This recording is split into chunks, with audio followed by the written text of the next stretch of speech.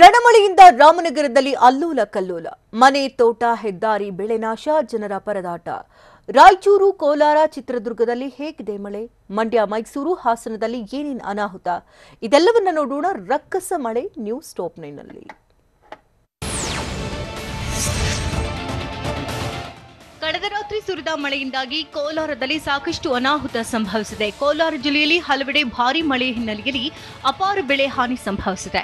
ರೈತರ ಜಮೀನುಗಳು ಸಂಪೂರ್ಣ ಕೆರೆಯಂತಾಗಿದೆ. ಚೌಡದೇವನಹಳ್ಳಿ ಗ್ರಾಮದ ಕುಪೇಂದ್ರ ಅನ್ನೋರಿಗೆ ಸೇರಿದ ಜಮೀನು ಮುಳುಗಡೆಯಾಗಿತ್ತು. ಅವರಿ ಬೆಳೆ, ಡ್ರಿಪ್ ಹಾಗೂ ನೀರಿನ ಪೈಪ್ಗಳು ಕೊಚ್ಚಿ ಹೋಗಿವೆ. ರಾಜಕಾಲುವೆ ತುಂಬಿ ಹರಿದು ಬೆಳೆ ನೀರು ಪಾಲಾಗಿದೆ.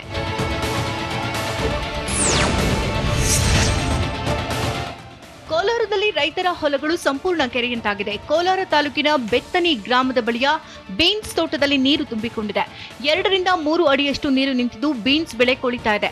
ಲಕ್ಷಾಂತರ ರೂಪಾಯಿ ಬಂಡವಾಳ ಹಾಕಿ ಬೆಳೆದಿರುವಂತಹ ಬೆಳೆ ಹಾಳಾಗಿದ್ದು ಬೆತ್ತನಿ ಗ್ರಾಮದ ರೈತ ವೆಂಕಟೇಶಪ್ಪಗೆ ದಿಕ್ಕಿ ತೋಚದಂತಾಗಿದೆ. ಇದೇ ರೀತಿ ಮಳೆ ಬಂದ್ರೆ ಹೆಂಗಪ್ಪ ಜೀವನ ಸಾಗಿಸುವುದು ಅಂತ ಕಂಗಾಲಾಗಿದ್ದಾರೆ.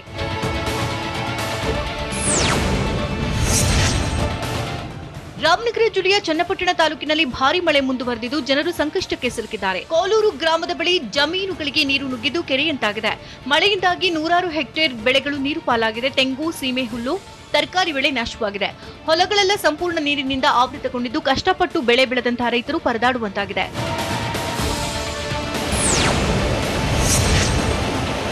ರಾಮನಗರ ಜಿಲ್ಲೆಯ ಚನ್ನಪಟ್ಟಣ ತಾಲೂಕಿನಾದ್ಯಂತ ಧಾರಾಕಾರ ಮಳೆಯ ಹಿನ್ನೆಲೆಯಲ್ಲಿ ಇಡೀ ಗ್ರಾಮವೇ ಜಲಾವೃತವಾಗಿದೆ. ಕೋಳೂರು ಗ್ರಾಮದ ಬಳಿಯ ಗಾಂಧಿ ಗ್ರಾಮಕ್ಕೆ ಜಲ ದಿಗ್ಬಂಧನ ವಿಧಿಸಲಾಗಿದೆ. ಇಲ್ಲಿನ 60ಕ್ಕೂ ಹೆಚ್ಚು ಮನೆಗಳಿಗೆ ಮಳೆ ನೀರು ನುಗ್ಗಿದ್ದು ಆಹಾರ ಪದಾರ್ಥಗಳು, ವಸ್ತುಗಳು ನಾಶವಾಗಿದೆ. ಮನೆಯಲ್ಲಿದ್ದ ದಾಖಲಾತಿಗಳು ನೀರಿನಲ್ಲೇ ನೆನೆದಿವೆ. ರಣರಕ್ಕಸ ಮಳೆಗೆ ಇಡೀ ಗ್ರಾಮದ ಜನರೇ ಸಂಕಷ್ಟಕ್ಕೆ ಸಿಲುಕಿ ಒದ್ದಾಡ್ತಿದ್ದಾರೆ.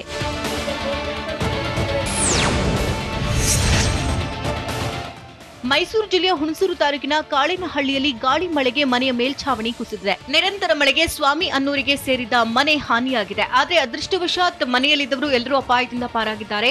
ಇದ್ದಂತಹ ಸೂರು ಮಳೆಗೆ ಹಾಳಾಗಿದ್ದರಿಂದಾಗಿ ಕುಟುಂಬ ಬೀದಿಗೆ ಬಂದಿದ್ದು ಸೂಕ್ತ ಪರಿಹಾರ ನೀಡುವಂತೆ ಸರ್ಕಾರಕ್ಕೆ ಮನವಿ ಮಾಡುತ್ತಿದ್ದಾರೆ.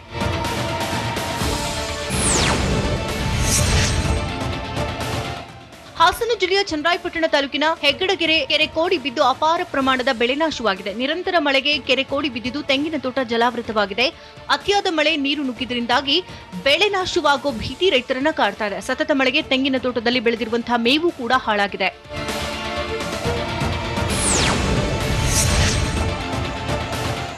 ಹಾಸನದ ಚನ್ನರಾಯಪಟ್ಟಣದಲ್ಲಿ ಮಳೆ ಅವಾಂತರ ಅಷ್ಟಿಷ್ಟಲ್ಲ. ಬಾಗೂರು ಕೆರೆ ಕೋಡಿ ಬಿದ್ದು ರಸ್ತೆ ಮೇಲೆ ನೀರು ಹರಿತಾ ಇದೆ. ಕೆರೆ ನೀರು ಉಕ್ಕಿ ಹರಿತಾ ಇರುವುದರಿಂದ ವಾಹನ ಸವಾರರು ಇನ್ನಿಲ್ಲದಂತೆ ಪರದಾಟ ನಡೆಸುತ್ತಿದ್ದಾರೆ. ನಿನ್ನೆ ಸುರಿದ ಮಳೆಯಿಂದಾಗಿ ತಾಲೂಕಿನ ಹಲವೆಡೆ ಕೆರೆ ಕಟ್ಟೆಗಳು ತುಂಬಿದ್ದು ಅಪಾಯದ ಮಟ್ಟವನ್ನು ಮೀರಿ ಹರಿತಾ ಇದೆ.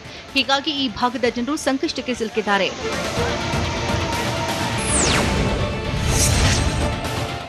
ಸಕ್ಕರೆನಾಡು ಮಂಡ್ಯ ಜಿಲ್ಲೆಗೆ ಮಳೆರಾಯ ಕೊಂಚ ರಿಲೀಫ್ ಕೊಟ್ಟಿದ್ದಾನೆ. ನಿನ್ನೆ ರಾತ್ರಿಯಿಂದ ಮಳೆ ಪ್ರಮಾಣದಲ್ಲಿ ಕೊಂಚ ಇಳಿಕೆಯಾಗಿತ್ತು. ಆದರೂ ಕೂಡ ಜನ ಆತಂಕದಲ್ಲಿದ್ದಾರೆ.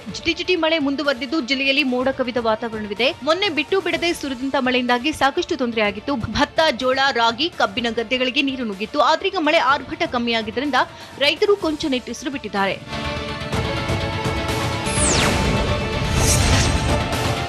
ಚಿತ್ರದುರ್ಗ ಜಿಲ್ಲೆಯಲ್ಲೂ ಕೂಡ ಬೆಳಗ್ಗೆಯಿಂದ ಮಳೆ ಸುರಿತಾ ಇದೆ. ಚಿತ್ರದುರ್ಗ ನಗರ ಸೇರಿದಂತೆ ಜಿಲ್ಲೆಯ ವಿವಿಧೆಡೆ ಮಳೆ ಆರಂಭ ಆಗಿದ್ದು ಜನಜೀವನ ಅಸ್ತವ್ಯಸ್ತವಾಗಿದೆ. ನಿರಂತರವಾಗಿ ಜಿಟಿ ಮಳೆ ಸುರಿತಾ ಇದ್ದು ಬಯಲು ಸೀಮೆಯ ಭೂಮಿಗೆ ತಂಪೆರೆದಿದ್ದಾನೆ. ರೈತರು ಸಂತಸಗೊಂಡಿದ್ದರೆ ಜಿಟಿ ಮಳೆಗೆ ಜನರು, ವಾಹನ ಸವಾರರು ಪರದಾಡುವಂತಾಯಿತು. ರಾಜಧಾನಿ ಬೆಂಗಳೂರಿಗೂ ಮಳೆ ಕಾಟ. ನಿವಾಸಿಗಳು ಹೈರಾಣ. ಎಡಬಿಡದೆ ಸುರಿತಾ ಇರುವಂತಹ ಮಳೆಗೆ ಸವಾರರ ಪರದಾಟ. ಬೆಂಗಳೂರು ಸೇರಿದಂತೆ ರಾಜ್ಯದಾದ್ಯಂತ ಮಳೆ ರಗಳೆ. ನೋಡೋಣ ಮಳೆ ರಗಳೆ ನ್ಯೂಸ್ ಟಾಪ್ 9 ನಲ್ಲಿ. ಬೆಂಗಳೂರಿನಲ್ಲಿ 2 ದಿನಗಳಿಂದ ಮಳೆರಾಯನ ಅಬ್ಬರ ಮುಂದುವರೆದಿದೆ. ಸಂಜೆ ವೇಳೆಗೆ ಎಂಟ್ರಿ ಆಗ್ತಾ ಇರುವಂತಹ ವರುಣನಿಂದ ಜನಜೀವನ ಅಸ್ತವ್ಯಸ್ತವಾಗಿದೆ. ಅದರಲ್ಲಿಯೂ ವಾಹನ ಸವಾರರಂತೂ ಇನ್ನಿಲ್ಲದಂತೆ ಪರದಾಟ ನಡೆಸುವಂತಾಗಿದೆ. ಕಳೆದ ಹಲವು ದಿನಗಳಿಂದ ಬಿಡುವು ಕೊಟ್ಟಿದ್ದಂತಹ ಮಳೆ ಇದೀಗ ಮತ್ತೆ ಸಂಜೆಯಾಗ್ತಾ ಇದ್ದಂತೆ ಮಳೆ ಆರಂಭ ಆಗಿ ಬೆಳಗ್ಗೆವರೆಗೂ ಸುರಿತಾ ಇದೆ. ಹೀಗಾಗಿ ಸಿಲಿಕಾನ್ ಸಿಟಿ ಜನ ಹೈರಾಣ ಆಗಿದ್ದಾರೆ.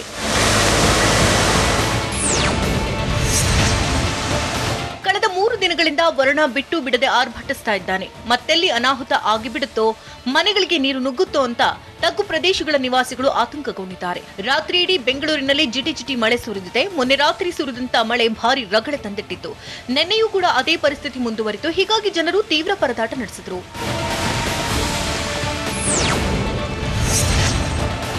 ಬೆಳಗ್ಗೆಯಿಂದಲೂ ಬಿಟ್ಟು ಸುರಿತಾ ಇದ್ದಂತಹ ಮಳೆ ರಾತ್ರಿ ಆಗ್ತಾ ಇದ್ದಂತೆ ರೌದ್ರಾವತಾರವನ್ನು ತಾಳಿದೆ. ರಾತ್ರಿ 8 ಗಂಟೆಯಿಂದ ಸತತ 1 ಗಂಟೆಗಳ ಕಾಲ ಅಬ್ಬರಿಸಿ ಬೊಬ್ಬಿರಿತು. ಇದರಿಂದಾಗಿ ಕೆಲಸ ಕಾರ್ಯಗಳನ್ನು ಮುಗಿಸಿ ಮನೆಗೆ ತೆರಳುತ್ತಾ ಇದ್ದವರು ಮಳೆಯಲ್ಲೇ ಸಿಲುಕಿ ಪರದಾಡಿದ್ರು. ಮಳೆ ಜೊತೆ ಟ್ರಾಫಿಕ್ ಜಾಮ್ ಆಗಿದ್ರಿಂದಾಗಿ ವಾಹನ ಸವಾರರು ಹೈರಾಣಾಗಿ ಹೋದ್ರು.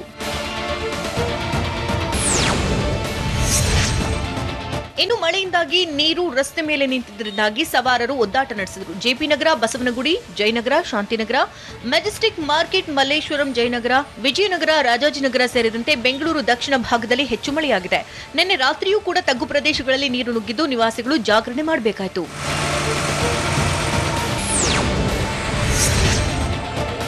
ಎಲೆಕ್ಟ್ರಾನಿಕ್ ಸಿಟಿ ಹೆಬ್ಬಗೋಡಿ, ಚಂದಾಪುರದಲ್ಲೂ ಭಾರೀ ಮಳೆಯಾಗಿದೆ. ಜಿಟಿಜಿಟಿ ಮಳೆಯಿಂದಾಗಿ ವಾಹನ ಸವಾರರು ಕಿರಿಕಿರಿ ಅನುಭವಿಸಿದ್ರು. ಅಷ್ಟೇ ಅಲ್ಲ, ಕೆಲವರ ವೀಕೆಂಡ್ ಪಾರ್ಟಿಗಳಿಗೂ ವರುಣ ಬ್ರೇಕ್ ಹಾಕಿದೆ. ಹೀಗಾಗಿ ಎಲೆಕ್ಟ್ರಾನಿಕ್ ಸಿಟಿಯ ಪ್ರಮುಖ ರಸ್ತೆಗಳು ಖಾಲಿ ಹುಡಿತಾ ಇದ್ವು. ಇನ್ನು 4 ದಿನ ಬೆಂಗಳೂರಿಗೆ ಮಳೆ ಕಾಡಲಿದ್ದು ಮನೆಯಿಂದ ಹೊರಬರುವ ಮುನ್ನ ಎಚ್ಚರಿಕೆಯಿಂದ ಇದ್ರೆ ಒಳ್ಳೆಯದು.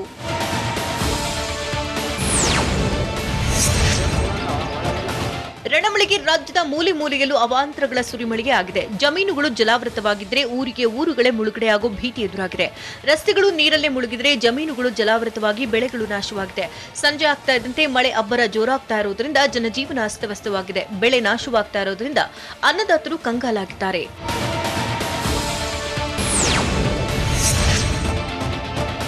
ಚಿಕ್ಕಬಳ್ಳಾಪುರ ತಾಲೂಕಿನ ರೇಣಮಾಕಲಹಳ್ಳಿ ಗ್ರಾಮದ ಬಳಿ ಮಳೆಯಿಂದಾಗಿ ರಸ್ತೆಗೆ ಅಡ್ಡಲಾಗಿ ಮರ ಉರುಳಿ ಬಿದ್ದಿತ್ತು. ಪೇರಿಸಂದ್ರ, ಗುಡಿಬಂಡೆ, ಗೌರಿಬಿದನೂರು ರಸ್ತೆ ಮಾರ್ಗದಲ್ಲಿ ಕೆಲಕಾಲ ಸಂಚಾರ ಸಂಪೂರ್ಣ ಬಂದ್ ಆಗಿತ್ತು. ನಿರಂತರ ಮಳೆಗೆ ಬೃಹತ್ ಮರ ರಸ್ತೆ ಮೇಲೆ ಬಿದ್ದಿದ್ದರಿಂದಾಗಿ ದಾರಿಯೇ ಇಲ್ಲದಂತಾಗಿತ್ತು. ಹೀಗಾಗಿ ಕಾರು, ಬೈಕ್ಗಳ ಸವಾರರು ಪರದಾಟವನ್ನ ನಡೆಸಿದ್ರು. ಬಳಿಕ ಮರವನ್ನ ಅರಣ್ಯ ಇಲಾಖೆ, ಅಗ್ನಿಶಾಮಕ ಸಿಬ್ಬಂದಿ ತೆರವುಗೊಳಿಸಿ ಸಂಚಾರಕ್ಕೆ ಅನುವು ಮಾಡಿಕೊಟ್ರು.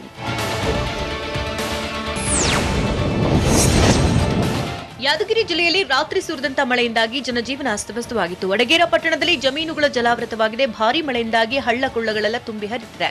ಹೀಗಾಗಿ ಮಳೆ ನೀರು ಸಂಪೂರ್ಣ ಜಮೀನುಗಳನ್ನು ಆವರಿಸಿಕೊಳ್ತಾ ಇದೆ. ಹತ್ತಿ ಬೆಳೆಯಂತೂ ಸಂಪೂರ್ಣ ನೀರು ಪಾಲಾಗಿದೆ. ಹೀಗಾಗಿ ಕಷ್ಟಪಟ್ಟು ಬೆಳೆ ಬೆಳೆದಿದ್ದಂತಹ ಅನ್ನದಾತರು ಕಂಗಾಲಾಗುವಂತಾಗಿದೆ. ರಾಯಚೂರು ಜಿಲ್ಲೆಯಲ್ಲಿ ಅಲ್ಲಲ್ಲಿ ಮಳೆ ಮುಂದುವರೆದಿದ್ದು ಅಪಾರ ಬೆಳೆ ಹಾನಿಯಾಗಿದೆ. ಇನ್ನು ಮಸ್ಕಿ ತಾಲೂಕಿನ ಬೆಳ್ಳಿಗನೂರ ಗ್ರಾಮದಲ್ಲಿ ಮಳೆಯಿಂದಾಗಿ ಮನೆಗಳು ಕುಸಿದಿವೆ. 4 ಮನೆಗಳು ಕುಸಿದಿದ್ದು 1 ಆಟೋ ಜಖಂಗೊಂಡಿದೆ. ಇದಷ್ಟೇ ಅಲ್ಲ, ಅಪಾರ ಮನೆಗಳಿಗೆ ನೀರು ನುಗ್ಗಿದ್ದು ಪರದಾಡುವಂತಾಗಿದೆ. ಮನೆ ಕುಸಿದ ಸ್ಥಳಕ್ಕೆ ಮಾಜಿ ಶಾಸಕ ಪ್ರತಾಪ್ ಗೌಡ ಪಾಟೀಲ್ ಭೇಟಿ ನೀಡಿದ್ದು ವೈಯಕ್ತಿಕವಾಗಿ ಪರಿಹಾರ ನೀಡಿದ್ರು. ಇದಷ್ಟೇ ಅಲ್ಲ, ಅಧಿಕಾರಿಗಳಿಗೆ ಕ್ರಮ ಕೈಗೊಳ್ಳುವಂತೆ ಸೂಚಿಸಿದ್ರು.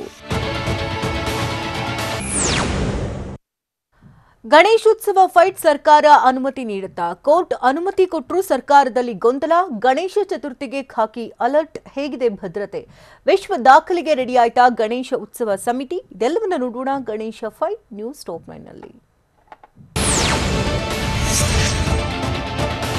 ಗಣೇಶೋತ್ಸವ ವಿಚಾರವಾಗಿ ಹೈಕೋರ್ಟ್ ಗ್ರೀನ್ ಸಿಗ್ನಲ್ ಕೊಟ್ಟಿದ್ರು. ಚಾಮರಾಜಪೇಟೆ ಮೈದಾನದಲ್ಲಿ ಅನುಮತಿ ನೀಡಬೇಕಾ ಬೇಡವಾ ಅನ್ನೋ ಗೊಂದಲದಲ್ಲಿ ಸರ್ಕಾರ ಇದೆ. ಈದ್ಗಾ ಮೈದಾನದ ಗಣೇಶೋತ್ಸವದ ಬಗ್ಗೆ ಸರ್ಕಾರ ಕಾದು ನೋಡುವ ತಂತ್ರಕ್ಕೆ ಮೊರೆ ಹೋಗಿದೆ. ಸಭೆ ಮೇಲೆ ಸಭೆ ನಡೆಸಿದ್ರು. ಇನ್ನು ಸರ್ಕಾರ ಅಂತಿಮ ತೀರ್ಮಾನ ಕೈಗೊಂಡಿಲ್ಲ. ಹೀಗಾಗಿ ಸರ್ಕಾರದ ಮೇಲೆ ಚಾಮರಾಜಪೇಟೆ ನಿವಾಸಿಗಳು ಅಸಮಾಧಾನಗೊಳ್ಳುತ್ತಿದ್ದಾರೆ. ಇತ್ತ ವಕ್ಫ್ ಬೋರ್ಡ್ ಸುಪ್ರೀಂ ಕೋರ್ಟ್ಗೆ ಮೇಲ್ಮನವಿ ಸಲ್ಲಿಸುವ ಸಾಧ್ಯತೆ ಇದೆ.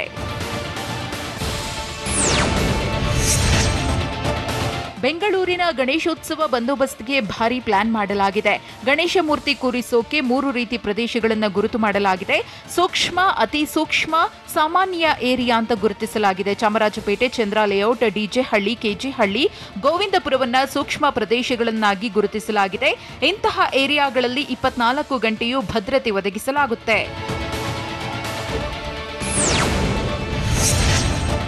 3 ಪಾಳಿಯಲ್ಲಿ ಹೆಚ್ಚಿನ ಪೊಲೀಸ್ ಸಿಬ್ಬಂದಿಯನ್ನ ನಿಯೋಜನೆ ಮಾಡಿ ಸೂಕ್ಷ್ಮ ಪ್ರದೇಶಗಳಲ್ಲಿ ಕಟ್ಟೆಚ್ಚರ ವಹಿಸಲಾಗುತ್ತೆ. ಸೂಕ್ಷ್ಮ ಏರಿಯಾಗಳಲ್ಲಿ ಇನ್ಸ್ಪೆಕ್ಟರ್ಗೆ ಕಟ್ಟುನಿಟ್ಟಿನ ಸೂಚನೆಯನ್ನು ಕೊಡಲಾಗಿದೆ. ಇದರ ಜೊತೆಗೆ ಸುತ್ತಮುತ್ತ ಸಿಸಿಟಿವಿ ಕಣ್ಗಾವಲು ಹಾಕಲಾಗುತ್ತೆ. ಗಣೇಶ ಮೆರವಣಿಗೆ ರಸ್ತೆಯಲ್ಲಿ ಸಿಸಿ ಕ್ಯಾಮೆರಾ ಅಳವಡಿಸೋಕೆ ಸೂಚಿಸಲಾಗಿದೆ. ಅಷ್ಟೇ ಅಲ್ಲ, ಡ್ರೋನ್ ಕ್ಯಾಮೆರಾ ಬಳಸೋದಕ್ಕೆ ಬೆಂಗಳೂರು ನಗರ ಪೊಲೀಸ್ ಆಯುಕ್ತರು ಸೂಚಿಸಿದ್ದಾರೆ. ಗಣೇಶೋತ್ಸವ ಆಯೋಜಕರ ಜೊತೆ ಮೀಟಿಂಗ್ ಮಾಡಿ ಮೆರವಣಿಗೆಯ ಬಗ್ಗೆ ಮಾಹಿತಿ ಪಡೆಯುವಂತೆ ಸೂಚನೆ ಕೊಡಲಾಗಿದೆ. 2 ದಿನದಲ್ಲಿ ಸೂಕ್ಷ್ಮ ಪ್ರದೇಶಗಳ ಮೆರವಣಿಗೆಯ ಬ್ಲೂ ಪ್ರಿಂಟ್ ರೆಡಿ ಮಾಡಬೇಕು. ಮೆರವಣಿಗೆಯ ಪ್ರತಿಯೊಂದು ರಸ್ತೆಯಲ್ಲೂ ಸಿಸಿಟಿವಿ ಅಳವಡಿಕೆ ಆಗಬೇಕು. ಹಬ್ಬ ಮೆರವಣಿಗೆಯ ಪ್ರತಿಯೊಂದು ಕಂಟೆಂಟ್ ಸಿಸಿ ಕ್ಯಾಮೆರಾದಲ್ಲಿ ರೆಕಾರ್ಡ್ ಆಗಬೇಕು. ಏರಿಯಾಗಳಲ್ಲಿ ಸದಾ ಪೊಲೀಸ್ ಸಿಬ್ಬಂದಿ ಬೀಟ್ ಮಾಡಬೇಕು ಅಂತ ಕಮಿಷನರ್ ಇನ್ಸ್ಪೆಕ್ಟರ್ಗಳಿಗೆ ಖಡಕ್ ಸೂಚನೆ ಕೊಟ್ಟಿದ್ದಾರೆ.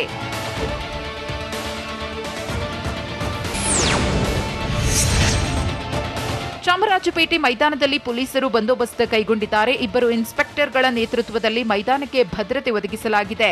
2 ಕೆಎಸ್ಆರ್ಪಿ ತುಕಡಿ ಸೇರಿದಂತೆ 50ಕ್ಕೂ ಹೆಚ್ಚು ಸಿಬ್ಬಂದಿಯನ್ನ ಭದ್ರತೆಗಾಗಿ ನಿಯೋಜಿಸಲಾಗಿದೆ. ಈದ್ಗಾ ಮೈದಾನದಲ್ಲಿ ಗಣೇಶೋತ್ಸವ ಕುರಿತು ಆಗಸ್ಟ್ 30ರಂದು ನಿರ್ಧಾರ ಕೈಗೊಳ್ಳಲಾಗುತ್ತೆ. ಹೀಗಾಗಿ ಸೂಕ್ಷ್ಮ ಪ್ರದೇಶವಾಗಿದ್ದರಿಂದ ಮುಂಜಾಗ್ರತಾ ಕ್ರಮವಾಗಿ ಪೊಲೀಸ್ ಸೆಕ್ಯೂರಿಟಿ ಒದಗಿಸಲಾಗಿದೆ.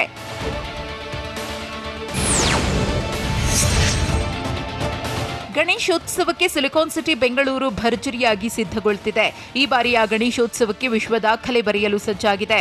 ಕರ್ನಾಟಕ ಮಾಲಿನ್ಯ ನಿಯಂತ್ರಣ ಮಂಡಳಿ ಮತ್ತು ಬೆಂಗಳೂರು ಗಣೇಶ ಉತ್ಸವ ಸಮಿತಿ ಜಂಟಿಯಾಗಿ ಗಣೇಶೋತ್ಸವ ಆಚರಿಸಲು ಸಿದ್ಧವಾಗಿದೆ. 10,000 ಗಣೇಶ ಮೂರ್ತಿ ನಿರ್ಮಿಸಲು ಬೆಂಗಳೂರು ಗಣೇಶ ಉತ್ಸವ ಸಮಿತಿ ಪ್ಲಾನ್ ಮಾಡಿದೆ.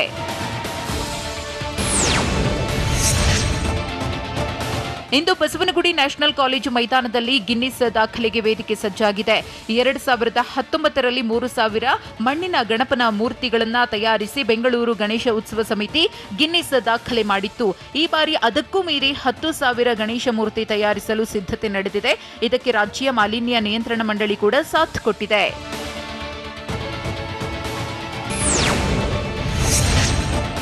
ವಿಶೇಷ ಹಾಗೂ ವಿಭಿನ್ನವಾಗಿ ಮಣ್ಣಿನ ಮೂರ್ತಿ ತಯಾರು ಮಾಡಲಾಗುತ್ತಿದೆ.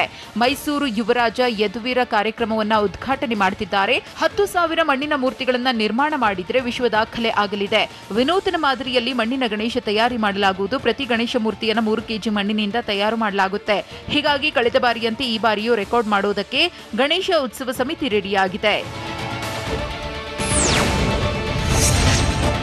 ಪ್ರತಿಯೊಂದು ಗಣೇಶ ಮೂರ್ತಿಗೂ ತುಳಸಿ ಮತ್ತು ಬಗೆ ಬಗೆಯ ಹೂವಿನ ಸೀಡ್ಸ್ಗಳನ್ನು ಮಣ್ಣಿನಲ್ಲಿ ಮಿಶ್ರಣ ಮಾಡಲಾಗುತ್ತಿದೆ. ಚೌತಿ ಮುಗಿದ ಬಳಿಕ ಮಣ್ಣಿನಲ್ಲಿಯೇ ಸಣ್ಣ ಸಣ್ಣ ಪಾಟ್ಗಳಲ್ಲಿ ಗಣೇಶ ವಿಸರ್ಜನೆ ಮಾಡಲಾಗುವುದು.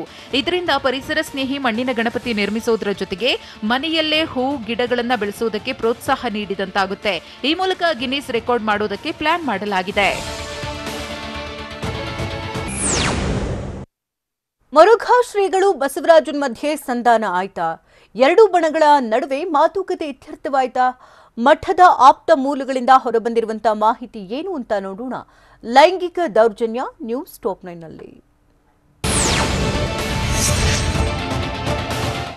ಮುರುಘಾ ಮಠದಲ್ಲಿ ಲೈಂಗಿಕ ದೌರ್ಜನ್ಯ ಆರೋಪ ಪ್ರಕರಣ ಸಾಕಷ್ಟು ಸದ್ದು ಮಾಡ್ತಾ ಇದೆ. ಇಡೀ ಪ್ರಕರಣಕ್ಕೆ ನಾಟಕೀಯ ಟ್ವಿಸ್ಟ್ ಸಿಗುತ್ತಾ? ಡ್ಯಾಮೇಜ್ ಕಂಟ್ರೋಲ್ಗಾಗಿ ಸಂಧಾನ ಸರ್ಕಸ್ ನಡೀತಾ ಇದೆಯಾ ಅನ್ನೋ ಪ್ರಶ್ನೆ ಎದ್ದಿದೆ. ಮುರುಘಾಶ್ರೀ ಹಾಗೂ ಬಸವರಾಜ್ ನಡುವೆ ರಾಜಿ ಸಂಧಾನ ಮಾತುಕತೆ ನಡೆದಿದೆ ಅನ್ನೋ ಮಾಹಿತಿ ಲಭ್ಯವಾಗ್ತಾ ಇದೆ.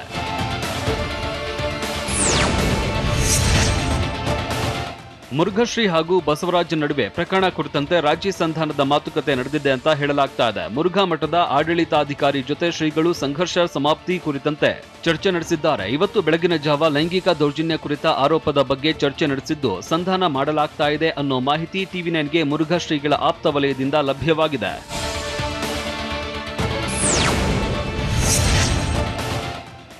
ಮುರುಘಾ ಶ್ರೀಗಳ ವಿರುದ್ಧದ ಸಂಘರ್ಷ ಕೈಬಿಡುವುದಕ್ಕೆ ಮನವೊಲಿಕೆ ಮಾಡಲಾಗ್ತಾ ಇದೆ. ಮಠದ ಆಡಳಿತಾಧಿಕಾರಿಯಾಗಿ ಮುಂದುವರಿಸುವ ಬಗ್ಗೆನೂ ಬಸವರಾಜನ್ಗೆ ಭರವಸೆ ನೀಡಲಾಗಿದೆಯಂತೆ. ಕೆಲವು ಮಠಾಧೀಶರು, ಮುರುಘಾ ಶ್ರೀಗಳ ಆಪ್ತರು, ಬಸವರಾಜನ್ ಆಪ್ತರ ಸಮ್ಮುಖದಲ್ಲೇ ಮಾತುಕತೆ ನಡೆದಿದ್ದು ಮುರುಘಾ ಶ್ರೀಗಳು ಹಾಗೂ ಬಸವರಾಜನ್ ನಡುವೆ ಕದನ ವಿರಾಮ ಆಗುವ ಸಾಧ್ಯತೆಗಳಿವೆ ಅಂತ TV9ಗೆ 2 ಕಡೆಯ ಆಪ್ತ ಮೂಲಗಳಿಂದ ಮಾಹಿತಿ ಲಭ್ಯವಾಗಿದೆ.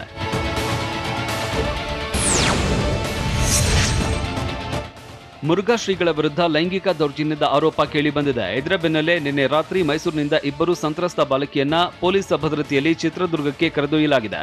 ಸದ್ಯ ಚಿತ್ರದುರ್ಗದ ಬಾಲಭವನದಲ್ಲಿ ಬಾಲಕಿಯರು ಉಳಿದುಕೊಂಡಿದ್ದಾರೆ. ಇವತ್ತು ನ್ಯಾಯಾಧೀಶರ ಎದುರು ಹಾಜರಾಗಿ ಹೇಳಿಕೆ ದಾಖಲಿಸುವ ಸಾಧ್ಯತೆ ಇದೆ.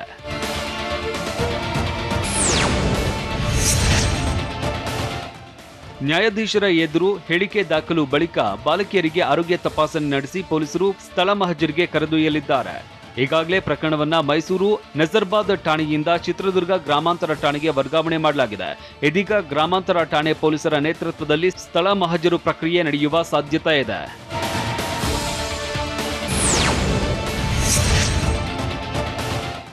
ಲೈಂಗಿಕ ದೌರ್ಜನ್ಯ ಪ್ರಕರಣ ದಾಖಲಾಗ್ತಾ ಇದ್ದಂತೆ ನಿನ್ನೆಯಿಂದಲೂ ರಾಜಕೀಯ ನಾಯಕರು ಮುರುಘಾ ಮಠಕ್ಕೆ ಭೇಟಿ ಕೊಡ್ತಾ ಇದ್ದಾರೆ. ಮುರುಘಾ ಶ್ರೀಗಳನ್ನ ಭೇಟಿ ಮಾಡಿ ಚರ್ಚಿಸ್ತಾ ಇದ್ದಾರೆ. ಇವತ್ತು ಕೂಡ ಮುರುಘಾ ಮಠಕ್ಕೆ ಭಕ್ತರು, ಮುಖಂಡರುಗಳು ಆಗಮಿಸುವ ಸಾಧ್ಯತೆ ಇದೆ.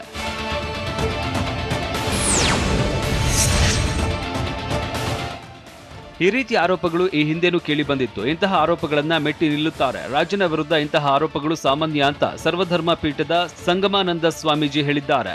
ಮುಂದಿನ ದಿನದಲ್ಲಿ ಎಲ್ಲದಕ್ಕೂ ಉತ್ತರ ಸಿಗಲಿದೆ. ನಮ್ಮ ಮುರುಘಾ ಶ್ರೀಗಳು ದೇಶ ಕಂಡ ಸಂತ, ತಪ್ಪು ಮಾಡದೇ ಇದ್ದಾಗ ಇಂತಹ ಆರೋಪಗಳು ಸಹಜ ಅಂತ ಹೇಳಿದ್ರು.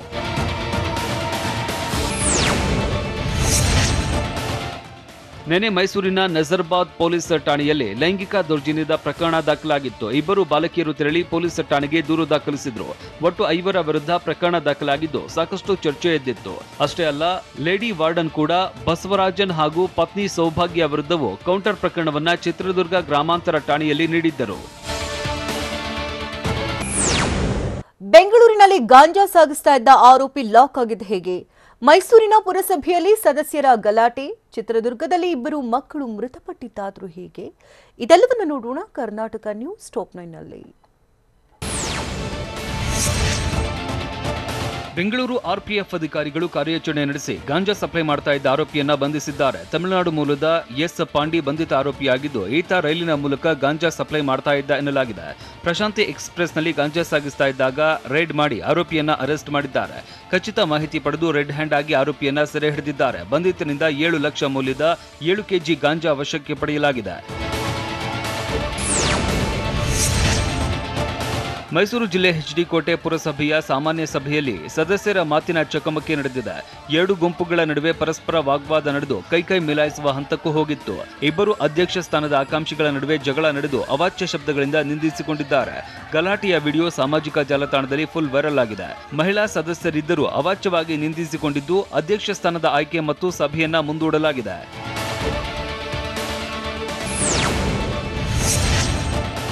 ಮಂಡ್ಯದ ಮೈ ಶುಗರ್ ಕಾರ್ಖಾನೆ ಪುನರ್ ಆರಂಭಕ್ಕೆ ಇವತ್ತು ಡೆಡ್ಲೈನ್ ನೀಡಿದ್ದರೂ ಆರಂಭವಾಗಿಲ್ಲ. ಆಗಸ್ಟ್ 28ರಂದು ಮೈ ಶುಗರ್ ಕಾರ್ಖಾನೆ ಆರಂಭವಾಗಲಿದೆ ಅಂತ ಮಂಡ್ಯ ಜಿಲ್ಲಾಡಳಿತ ಹೇಳಿತ್ತು. ಆದರೆ ಕಬ್ಬು ನುರಿಯೋದಕ್ಕೆ ಕಾರ್ಖಾನೆ ಸಿದ್ಧವಾಗಿಲ್ಲ. ಹೀಗಾಗಿ ಇವತ್ತು ಮಂಡ್ಯ ಜಿಲ್ಲೆಗೆ ಸಕ್ಕರೆ ಸಚಿವ ಮುನೇನಕೊಪ್ಪ ಭೇಟಿ ನೀಡುವ ಸಾಧ್ಯತೆ ಇದೆ. 4 ವರ್ಷಗಳಿಂದ ಸಕ್ಕರೆ ಕಾರ್ಖಾನೆ ಮುಚ್ಚಲ್ಪಟ್ಟಿತ್ತು. ಇತ್ತೀಚೆಗಷ್ಟೇ ಪೂಜೆ ಮಾಡಿ ಸಂಪೂರ್ಣ ಸಿದ್ಧ ಮಾಡಲಾಗಿತ್ತು.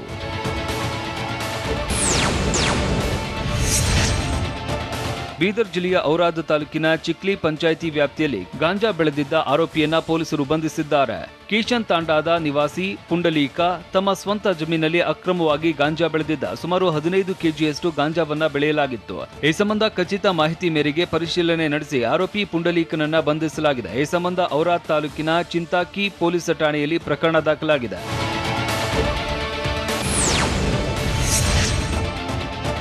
ತುಮಕೂರಿಗೆ ಸಿಎಂ ಬಸವರಾಜ ಬೊಮ್ಮಾಯಿ ಭೇಟಿ ಕೊಟ್ಟಿದ್ದಾರೆ. ತುಮಕೂರಿನ ಗಾಜಿನ ಮನೆಯಲ್ಲಿ ರಾಜ್ಯ ಮಟ್ಟದ ಭೋವಿ ಜನಜಾಗೃತಿ ಸಮಾವೇಶ ಹಮ್ಮಿಕೊಳ್ಳಲಾಗಿದ್ದು, ಕಾರ್ಯಕ್ರಮದಲ್ಲಿ ಸಿಎಂ ಬೊಮ್ಮಾಯಿ ಪಾಲ್ಗೊಂಡಿದ್ದಾರೆ.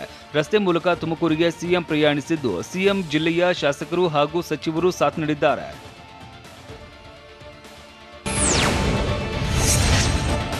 ವಕ್ಫ್ ಬೋರ್ಡ್ ಜೊತೆಗೆ ಶಾಸಕ ಜಮೀರ್ ಅಹಮದ್ ಮೀಟಿಂಗ್ ಮಾಡಿದ್ದಾರೆ. ಮೊನ್ನೆ ಗೌಪ್ಯವಾಗಿ ಶಾಸಕ ಜಮೀರ್ ಮೀಟಿಂಗ್ ನಡೆಸಿ ಚರ್ಚಿಸಿದ್ದಾರೆ. ವಕ್ಫ್ ಬೋರ್ಡ್ ಅಧ್ಯಕ್ಷ ಶಫಿ ಸಾಅದಿ, ಪಾಲಿಕೆ ಮಾಜಿ ಸದಸ್ಯ ಅಲ್ತಾಫ್ ಖಾನ್, ಲಕೀಲಾ ಇಸ್ಮಾಯಿಲ್ ಜಬೀವುಲ್ಲಾ, ಜಿಎ ಬಾಬಾ ಸೇರಿದಂತೆ ಹಲವರು ಉಪಸ್ಥಿತರಿದ್ದರು. ಗೌಪ್ಯ ಸಭೆ ಮಾಡಿರುವುದು ತೀವ್ರ ಕುತೂಹಲ ಕೆರಳಿಸಿದೆ.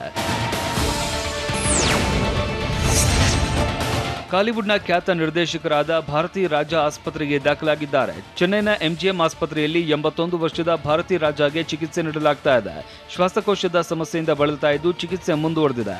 ಭಾರತಿ ರಾಜಾ ಅವರು ಸೂಪರ್ ಸ್ಟಾರ್ ರಜನಿಕಾಂತ್, ಕಮಲ್ ಹಾಸನ್ ನಟನೆಯ ಚಿತ್ರಗಳು ಸೇರಿದಂತೆ 100ಕ್ಕೂ ಹೆಚ್ಚು ಸಿನಿಮಾಗಳನ್ನ ನಿರ್ದೇಶನ ಮಾಡಿದ್ದಾರೆ. ಎಂಜಿಎಂ ಆಸ್ಪತ್ರೆ ನಿರ್ದೇಶಕ ಡಾಕ್ಟರ್ ಅನಂತ ಮೋಹನ್ ಪೈ ತಪಾಸಣೆ ನಡೆಸ್ತಾ ಇದ್ದಾರೆ. ಬೆಳಗಾವಿಯಲ್ಲಿ ಖತರ್ನಾಕ್ ವಂಚಕರ ಗ್ಯಾಂಗ್ ಲಾಕ್. ಬೆಂಗಳೂರಿನಲ್ಲಿ ಸಾವಿನ ಮನೆಯಲ್ಲೇ ಮಹಾನ್ ವಂಚನೆ. ನೋಯ್ಡಾದಲ್ಲಿ ಅವಳಿ ಗೋಪುರ ಧ್ವಂಸಕ್ಕೆ ಕೌಂಟ್ ಡೌನ್. ನೋಡೋಣ ಸಮಗ್ರ ನ್ಯೂಸ್ ಟಾಪ್ 9ನಲ್ಲಿ. ಪೊಲೀಸರು ಪತ್ರಕರ್ತರ ಹೆಸರಿನಲ್ಲಿ ಬೆದರಿಸಿ ವಸೂಲಿ ಮಾಡ್ತಾ ಇದ್ದ ಖತರ್ನಾಕ್ ಗ್ಯಾಂಗ್ ಅನ್ನ ಅರೆಸ್ಟ್ ಮಾಡಲಾಗಿದೆ. ಬೆಳಗಾವಿ ಜಿಲ್ಲೆಯ ಕಿತ್ತೂರು ಪೊಲೀಸರು ಸೆಹಲ್ ಅಹಮದ್ ತರಸಗಾರ, ನೈಮ್ ಮುಲ್ಲಾ, ಸರ್ವೇಶ್ ತುಡುವೇಕರ, ಬಸವರಾಜ್ ಪಾಟೀಲ್, ಜಾಕಿರ್ ಹುಸೇನ್ ಮನಿಯಾರ ಎಲ್ಲರನ್ನ ಬಂಧಿಸಲಾಗಿದೆ. ರಾಷ್ಟ್ರೀಯ ಹೆದ್ದಾರಿಯಲ್ಲಿ ಲಾರಿ ಅಡ್ಡಗಟ್ಟಿ ವಸೂಲಿ ಮಾಡ್ತಾ ಇದ್ರು. ಗಾಂಜಾ ಸಾಗಿಸ್ತಾ ಇದ್ದೀಯಾ ಅಂತ 4.79 ಲಕ್ಷ ಹಣ ವಸೂಲಿ ಮಾಡಿ ಎಸ್ಕೇಪ್ ಆಗಿದ್ರು. 70,000 ನಗದು, ಕಾರು, 2 ಬೈಕ್, ನಕಲಿ ಐಡಿ ಕಾರ್ಡ್ ಜಪ್ತಿ ಮಾಡಿದ್ದಾರೆ.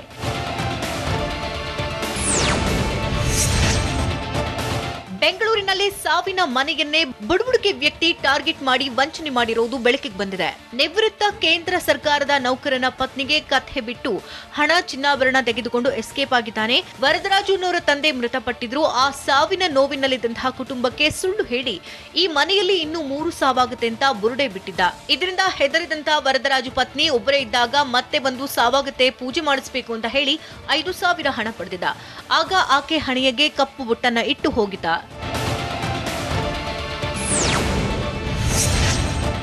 ಕಪ್ಪು ಬೊಟ್ಟು ಇಟ್ಟಂತಹ ಹಿನ್ನೆಲೆಯಲ್ಲಿ ನಕಲಿ ಬುಡುಬುಡಿಕೆ ಹೇಳಿದಂತೆ ವರದರಾಜು ಪತ್ನಿ ನಡೆದುಕೊಳ್ತಾ ಇದ್ರು. ಕೈಯಲ್ಲಿದ್ದ 2 ಉಂಗುರ 2 ಚೈನ್ ಆ ವಂಚಕನಿಗೆ ಕೊಟ್ಟಿದ್ರು. 12 ಗಂಟೆವರೆಗೂ ಪೂಜೆ ಮಾಡಿ ಒಡವೆ ವಾಪಸ್ ಕೊಡೋದಾಗಿ ಹೇಳಿ ಫೋನ್ ನಂಬರ್ ಹಾಗೂ ಹೆಸರು ಕೊಟ್ಟು ಹೋಗಿದ್ದ.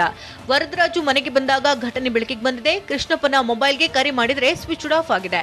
2 ಲಕ್ಷ ಮೌಲ್ಯದ 60 ಗ್ರಾಂ ಚಿನ್ನ 5,000 ಹಣ ತೆಗೆದುಕೊಂಡು ಹೋಗಿದ್ದು ಜ್ಞಾನಭಾರತಿ ಠಾಣೆಯಲ್ಲಿ ಪ್ರಕರಣ ದಾಖಲಾಗಿದೆ.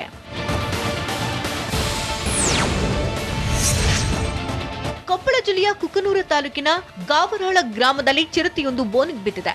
ಕಳೆದ ಹಲವು ದಿನಗಳಿಂದ ಕುಕನೂರ ಭಾಗದಲ್ಲಿ ಆಗಾಗ ಚಿರತೆ ಕಾಣಿಸಿಕೊಳ್ತಾ ಇತ್ತು. ಇದರಿಂದಾಗಿ ಗ್ರಾಮಸ್ಥರು ಆತಂಕಗೊಂಡಿದ್ದರು. ಹೀಗಾಗಿ ಅರಣ್ಯ ಇಲಾಖೆ ಸಿಬ್ಬಂದಿ ಕಳೆದ 1 ವಾರದ ಹಿಂದೆ ಬೋನನ್ನ ಏರಿಸಿದ್ರು. ಇಂದು ಬೆಳಗಿನ ಜಾವ ಚಿರತೆ ಬೋನಿಗೆ ಬಿದ್ದಿದ್ದು ಕುಕನೂರ ಭಾಗದ ಜನ ನೆಮ್ಮದಿಯ ನಿಟ್ಟುಸಿರು ಬಿಟ್ಟಿದ್ದಾರೆ.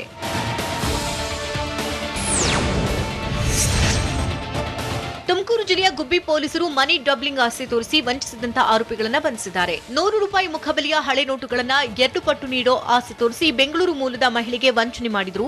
9.60 ಲಕ್ಷ ರೂಪಾಯಿ ವಂಚನೆ ಮಾಡಿ ಮಹಿಳೆಗೆ ಕಾಗದದ ನೋಟುಗಳ ಬ್ಯಾಗ್ ಅನ್ನ ಕೊಟ್ಟಿದ್ದಂತ 5 ಖದೀಮರನ್ನ ಅರೆಸ್ಟ್ ಮಾಡಲಾಗಿದೆ.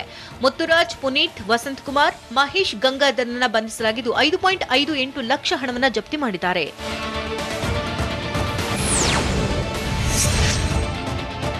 ದೇವನಹಳ್ಳಿಯಲ್ಲಿ ಜಾನುವಾರು ಕಳ್ಳರ ಹಾವಳಿಗೆ ಜನರು ಬೆಚ್ಚಿ ಬಿದ್ದಿದ್ದಾರೆ. ಮಧ್ಯರಾತ್ರಿ ವೇಳೆ ಕಾರಿನಲ್ಲಿ ಬಂದು ಕಳ್ಳತನ ಮಾಡಿ ಎಸ್ಕೇಪ್ ಆಗ್ತಿದ್ದಾರೆ.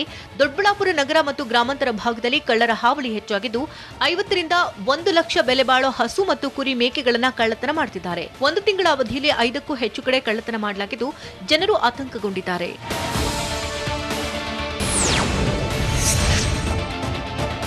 ನೋಯ್ಡಾದ ಪ್ರತಿಷ್ಠಿತ ಅವಳಿ ಗೋಪುರ ಧ್ವಂಸಕ್ಕೆ ಕೌಂಟ್ಡೌನ್ ಶುರುವಾಗಿದೆ.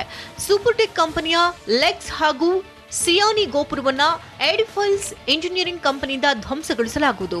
ಕುತುಬ್ ಮಿನಾರ್ಗಿಂತ ಎತ್ತರವಾಗಿದ್ದು 103 ಮೀಟರ್ ಎತ್ತರದ ಕಟ್ಟಡಗಳನ್ನು ಧ್ವಂಸಗೊಳಿಸಲಿದ್ದಾರೆ.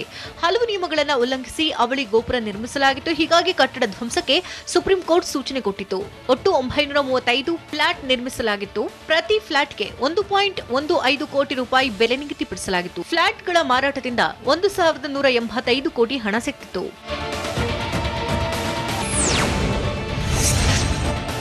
ಈ ಅವಳಿ ಗೋಪುರ ನಿರ್ಮಾಣಕ್ಕೆ 70 ಕೋಟಿ ರೂಪಾಯಿ ಖರ್ಚು ಮಾಡಲಾಗಿದೆ. ಇದೀಗ ಇದನ್ನೇ ಧ್ವಂಸಗೊಳಿಸುವುದಕ್ಕೆ 20 ಕೋಟಿ ರೂಪಾಯಿ ಖರ್ಚಾಗ್ತಿದೆ. ಆದರೆ ಧ್ವಂಸಕ್ಕೆ ಬರೀ 5 ಕೋಟಿ ರೂಪಾಯಿ ಮಾತ್ರ ಸೂಪರ್ಟೆಕ್ ಕಂಪನಿ ನೀಡಿದೆ.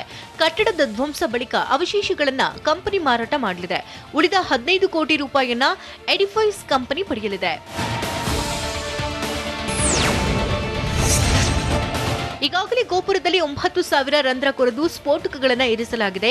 ಕಟ್ಟಡದಲ್ಲಿ 3,700 ಕೆಜಿ ಸ್ಫೋಟಕವನ್ನ ಎಡಿಫೈಸ್ ಕಂಪನಿ ಇರಿಸಿದ್ದು ಇಂದು ಧ್ವಂಸಗೊಳ್ಳಲಿದೆ. ಕೇವಲ 10 ರಿಂದ 15 ಸೆಕೆಂಡ್ನಲ್ಲಿ ಅವಳಿ ಗೋಪುರ ಧ್ವಂಸಗೊಳ್ಳಲಿದೆ. ಇದಕ್ಕಾಗಿ 100 ಮಂದಿ ಕಾರ್ಮಿಕರು ಕೆಲಸ ಮಾಡುತ್ತಿದ್ದಾರೆ. ಸುಪ್ರೀಂ ಕೋರ್ಟ್ ಆದೇಶದಂತೆ ಇನ್ನು ಕೆಲವೇ ಹೊತ್ತಿನಲ್ಲಿ ಕಟ್ಟಡ ಧ್ವಂಸಗೊಳ್ಳಲಿದೆ. ಉದ್ಘಾಟನಾ ಪಂದ್ಯದಲ್ಲಿ ಆಫ್ಘನ್ ಅದ್ಭುತ ಪ್ರದರ್ಶನ.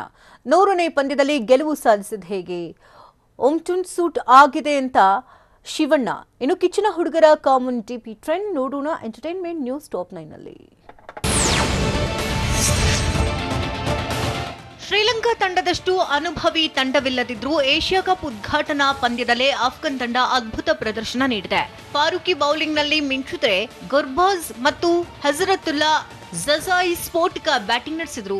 ಗುರ್ಬಾಜ್ 18 ಬಾಲ್ಗಳಲ್ಲಿ 40 ರನ್ ಸಿಡಿಸಿದ್ರೆ ಜಜಾಯ್ 28 ಬಾಲ್ಗಳಲ್ಲಿ 37 ರನ್ ಬಾರಿಸಿದ್ರು. ಬ್ಯಾಟಿಂಗ್ ಬೌಲಿಂಗ್ ಎರಡೂ ವಿಭಾಗಗಳಲ್ಲೂ ಆಫ್ಘನ್ನರ ಆರ್ಭಟಕ್ಕೆ ಶ್ರೀಲಂಕಾ ತಂಡ ಆರಂಭಿಕ ಪಂದ್ಯದಲ್ಲೇ ಮುಗ್ಗರಿಸಿದೆ.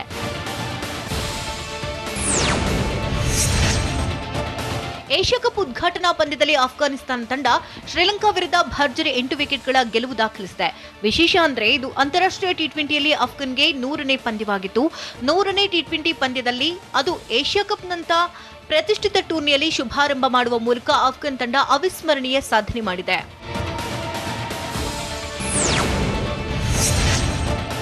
ಅಫ್ಘಾನ್ ವಿರುದ್ಧದ ಪಂದ್ಯದಲ್ಲಿ ಶ್ರೀಲಂಕಾ ತಂಡದ ನಾಯಕ ದಸನ್ ಶನಕ ಮೊದಲ ಎಸೆತದಲ್ಲೇ ವಿಕೆಟ್ ಒಪ್ಪಿಸಿದರು. ಇದರೊಂದಿಗೆ ಅಂತಾರಾಷ್ಟ್ರೀಯ ಟಿ20 ಕ್ರಿಕೆಟ್ನಲ್ಲಿ ಶನಕ 3ನೇ ಬಾರಿಗೆ ಗೋಲ್ಡನ್ ಡಕ್ ಆಗಿದ್ದಾರೆ. ಅಂದ್ರೆ 65 ಟಿ20 ಇನ್ನಿಂಗ್ಸ್ಗಳಲ್ಲಿ ಶನಕ 3ನೇ ಬಾರಿಗೆ ಗೋಲ್ಡನ್ ಡಕ್ ಆದಂತಾಗಿದೆ.